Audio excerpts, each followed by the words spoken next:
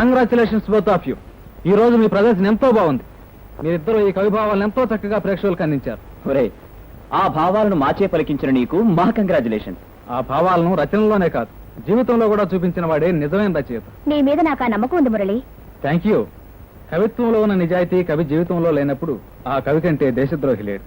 నాకు ఆ దుస్థితి రాదని నా నమ్మకం పొట్టు తప్పినప్పుడు మీలాంటి వారు అదుపులోకి తెచ్చి కవిగా నన్ను బ్రతికించండి. అదే నేను కోరుకునేది. మురళి, నీ కవితల్లోని ఆదర్శం మాకు అవకాశం ఇవ్వదు. మురళి, ఈసారి ఇంతకంటే గొప్ప కవిత రాయాలి. రాస్తావు కదూ? తప్పకుండా.